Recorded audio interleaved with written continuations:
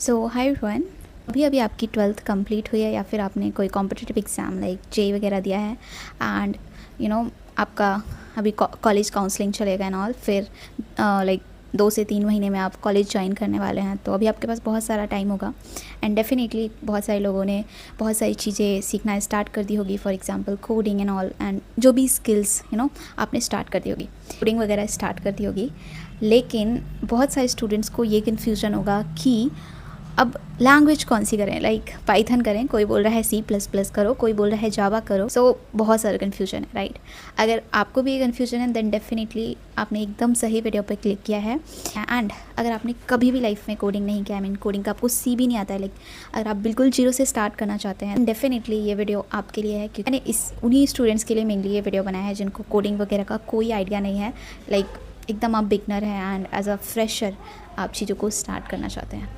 So hi everyone, this is Alish, currently graduated from NIT Trichy. So yeah, let's start the video. आपको कौन सी language choose करनी है ये बहुत ज़्यादा डिपेंड करता है कि आपको फ्यूचर में क्या करना है, लाइक आपको किस लाइन में जाना है, राइट।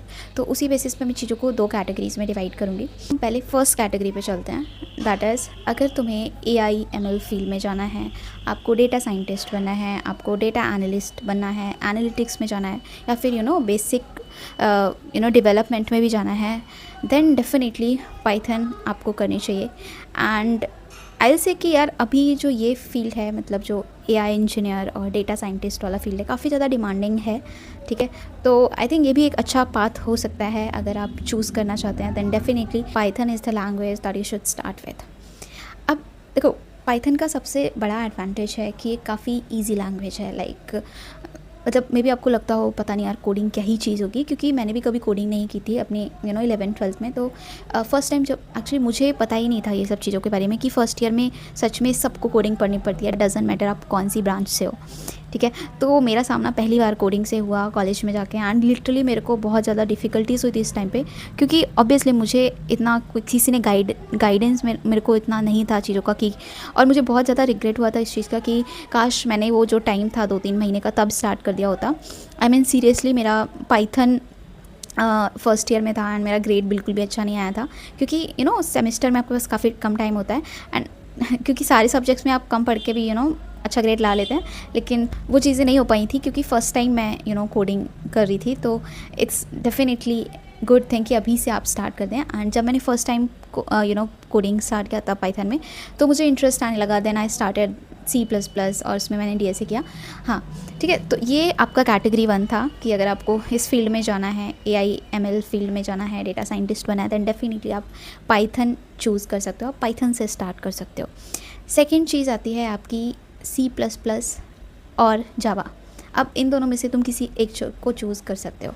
फॉर एग्जांपल अगर आपको हार्डकोर एकदम DSA करना है, कॉम्पिटिटिव प्रोग्रामिंग करना है, कॉन्टेस्ट देने हैं, ठीक है, तो डेफिनेटली आप C++ से स्टार्ट कर सकते हो। बट C++ थोड़ा सा डिफ़िकल्ट साइड में होता है। एंड अब मैं अपना बताऊँ तो मैंने पहले पाइथन किया था, जो कि हमारे कोर्स में था, एंड उसके बाद मैंने सोचा, मतलब मुझे ऐसा नहीं था कि मुझे सॉफ्टवेयर में प्लेसमेंट लेना है, बस मुझे सीखना था। So I started DSA in my second year in C++। तो C++ मैंने सेकेंड ईयर में स्टार्ट किया था। आई मीन स्टार्टिंग में तो मुझे चीज़ें अच्छी लग रही थी, बट जब आप थोड़ा सा DSA करते जाओगे कुछ कॉन्सेप्ट्स आएंगे जैसे कि लिंक लिस्ट वगैरह, तो चीज़ें थोड़ी डिफ़िकल्ट होने लगती हैं। इवन मेरे तो लाइक चीज़ें थोड़ी समझ भी नहीं आ रही थी। तो C++ थोड़ी सी डिफ़िकल्ट है, बट अगर एक बार आप C++ को अच्छे से कर लेते हो देन डेफिनेटली आप किसी भी लैंग्वेज में स्विच कर सकते हो, ठीक है। ये हो गया आपका C++ का। अगर आपको हार्डकोर DSA वगैरह करना है, एंड देन डेफिनेटली C++ आपके लिए है। एंड जावा की बात करें तो सबसे ज़्यादा यूज़ होती है इंडस्ट्रीज़ में। जब आप जाएंगे किसी कंपनी में, आपका प्लेसमेंट होगा तो बहुत ज़्यादा जावा यूज़ होती है। तो डेफिनेटली आप जावा या C++ में से किसी एक को चूज़ कर सकता है।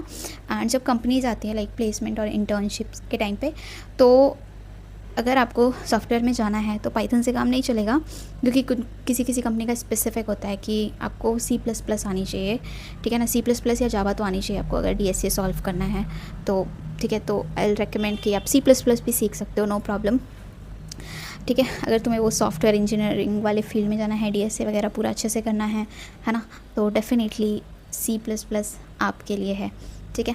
अब ये तो बात हो गई, मे बी थोड़ा सा आपको क्लैरिटी मिला होगा, ठीक है, कि आपको क्या करना है। और एक इम्पॉर्टेंट चीज़ बोलूँगी, लाइक अगर मैं स्टार्टिंग में ही C++ करना स्टार्ट कर देती तो शायद मुझे इतना इंटरेस्ट नहीं आता, क्योंकि फिर मुझे चीज़ें बहुत डिफ़िकल्ट लगने लगती है, शायद मैं बीच में ही छोड़ देती चीज़ों को। तो एक तरह से इंटरेस्ट डेवलप करने के लिए पाइथन से स्टार्ट करना काफ़ी सही है। तो इससे क्या होगा, आपको भी लगेगा कि भाई मैं कोडिंग कर सकता हूँ, इट्स नॉट दैट डिफ़िकल्ट, ठीक है, क्योंकि पाइथन इज़ वेरी ईजी। मतलब सेम कोड लिखने के लिए पाइथन में काफ़ी कम लाइंस का यूज़ होगा, बट अगर आप C++ में लिखने जाएंगे कोड बहुत बड़ा हो जाएगा, ठीक है। क्योंकि पाइथन इज़ वेरी क्लीन, बहुत ज़्यादा सिंपल होता है Python, it's not that difficult. तो आप देख सकते हो, अगर आपको बिल्कुल भी एक तरह से इंटरेस्ट डेवलप करना है तो डेफिनेटली आप पाइथन से स्टार्ट करना। नाउ ये तो चीज़ हो गई कि कौन सा स्टार्ट करना है, किस फील्ड के लिए कौन सा लैंग्वेज स्टार्ट करना चाहिए। सेकेंड चीज़ पे आता है कि अब पढ़ें कहाँ से, ठीक है, क्योंकि बहुत सारे रिसोर्सेज हैं। आप पाइथन सर्च करोगे, इतने सारे प्लेलिस्ट आ जाएंगे, इतने सारे वन शॉट्स आ जाएंगे। तो एक सही रिसोर्स चूज़ करना बहुत सही है, क्योंकि स्टार्टिंग में जब मैंने पढ़ना शुरू किया मेरे तो ऊपर से जा रही थी चीज़ें, क्योंकि आई वॉज लाइक मैं जीरो पे थी बिल्कुल, और जिस वन शॉट को मैं ओपन करके चला रही थी समझ ही नहीं आ रहा, क्योंकि मुझे मैं कोडिंग कर क्यों रही हूँ वही नहीं समझ आ रहा था। तो फिर डेफिनेटली अगर आप ऐसे स्टूडेंट हो जिसको बिल्कुल जीरो से स्टार्ट करना है, तो डेफिनेटली आपको थोड़ा पीछे जाना पड़ेगा। जैसे 11th-12th में टीचर्स पढ़ाते हैं, तो एक चैनल है विच इज़ कोडेड, आप वहाँ से पढ़ सकते हो। लेकिन अगर आपने 11th-12th में ऑलरेडी पहले कभी कोडिंग किया है, एक चैनल है विच इज़ कैंपस एक्स करके, ठीक है। सारे चैनल्स का जो लिंक है वो मैं डिस्क्रिप्शन बॉक्स में दे दूँगी, तो आप उनका प्लेलिस्ट फॉलो कर सकते हो। And this channel is literally very good for the data scientist and machine learning. अगर आप ये सब चीज़ें सीखना चाहते हो आगे भी, तो आप सीख सकते हो इसी चैनल से। तो अगर आपको ऑलरेडी थोड़ा बेस क्लियर है देन डेफिनेटली आप यहाँ से शुरू कर सकते हो। बिल्कुल जीरो से करना है तो कोडेटअप से शुरू कर सकते हो। C++ विद DSA अगर आप शुरू करना चाहते हो, एक चैनल है विच इज़ कोडर आर्मी, ठीक है, तो आप वहाँ से कर सकते हो, C++ एंड DSA सीख सकते हो। कि साथ साथ आप इन सब की डॉक्यूमेंटेशन भी पढ़ सकते हैं। फॉर एग्जांपल पाइथन की जो ऑफिशियल डॉक्यूमेंटेशन है वो पढ़ सकते हो। लाइक पूरा एक डॉक्यूमेंट फॉर्म का, डॉक्यूमेंट टाइप का मिल जाएगा वेबसाइट पे, तो आप पढ़ सकते हो क्या हम क्यों पढ़ रहे हैं, क्या क्या फ़ायदे हैं, है ना, क्या क्या एग्जैक्टली पाइथन है, क्या हम क्यों यूज़ करें, ये सब तुम्हें डॉक्यूमेंटेशन में मिल जाएगा। या फिर तुम एक और वेबसाइट है विच इज़ W3 Schools, उसको भी रेफ़र कर सकते हो। अब बात करते हैं कि प्रैक्टिस कहाँ करना है। तो पाइथन के लिए आप हैकर रैंक पे फ्री में प्रैक्टिस कर सकते हो, एंड उसके बाद आप लीड कोड पे शिफ्ट हो सकते हो। एंड C++ के लिए यार तुम स्टार्ट कर सकते हो, मतलब स्ट्राइवर का शीट भी काफ़ी अच्छा है। अगर तुम DSA स्टार्ट करना चाहते हो वो कर सकते हो। देन अगेन हैकर रैंक पे भी प्रैक्टिस कर सकते हो तुम। अब बात आती है कि कोडिंग करना कहाँ पे है, ठीक है ना, कोडिंग किस प्लेटफॉर्म पे करना है। वैसे तो मैं रेकमेंड करूँगी कि आप BS को डाउनलोड कर लो, उसको सेटअप कर लो, क्योंकि इवेंचुअली आपको वही यूज़ करना है। बट अगर आपको उसमें भी दिक्कत आ रही है, आपको बहुत कॉम्प्लेक्स लग रहा है, तो आप जो ऑनलाइन कंपाइलर अवेलेबल होते हैं वो यूज़ कर सकते हो। नाउ एक और डाउट होगा दीदी ये कंपाइलर क्या होता है, ठीक है, तो मैं बहुत ज़्यादा ईजी लैंग्वेज में आपको बताती हूँ कि एग्जैक्टली कंपाइलर क्या होता है। लैंग्वेज में बोलूँ, एक तरह का ट्रांसलेटर है जो आपके कोड को कंप्यूटर की लैंग्वेज में ट्रांसलेट करता है, सो दैट आपको कंप्यूटर उसको रन कर सके। बट अभी आपको इतनी टेंशन नहीं लेनी है, आप ऑनलाइन कंपाइलर्स अवेलेबल है, जैसे कि आप गूगल कोलैब पे पाइथन आराम से कर सकते हो। देन ऑनलाइन GDB करके एक प्लेटफॉर्म है जहाँ पे आप कर सकते हो, जुपिटर नोटबुक में कर सकते हो। ये सारे बहुत ईजी हैं, कुछ सेटअप करने की ज़रूरत नहीं है, डायरेक्ट आप कोडिंग करना स्टार्ट कर सकते हो इन पे। वैसे तो मैं रेकमेंड करूँगी एक बार सेटअप कर लो, BS कोड काफ़ी सही रहेगा लॉन्ग टर्म के लिए, तो आप BS कोड में भी कर सकते हो। ओके, सो तुम्हारे लिए एक क्वेश्चन है, तुम अपना रिसर्च करके मुझे बताना कि कंपाइलर और इंटरप्रेटर में क्या डिफरेंस होता है, ठीक है। सो आई थिंक आपको थोड़ा बहुत क्लैरिटी, मैंने ट्राई किया है क्लैरिटी मिले, क्योंकि यार मेरे टाइम पे तो मुझे इतना कुछ नॉलेज नहीं था। बट मैं चाहती हूँ कि अगर आप मेरी ऑडियंस है, मेरे ठीक है, जो मेरे चैनल को फॉलो करते हैं, आपको एटलीस्ट इन सब चीज़ों के बारे में पता हो, ताकि आपको लास्ट में कॉलेज में जाके रिग्रेट ना हो, काश उस टाइम को यूटिलाइज़ कर लेता, उस टाइम ये सब चीज़ें स्टार्ट कर लेता तो मैं बहुत अच्छा कर रहा होता, ठीक है। तो और भी कोई डाउट है या फिर और भी किसी भी टॉपिक पे आपको चाहिए video, then definitely let me know, या फिर क्या क्या करियर ऑप्शंस हैं, ठीक है।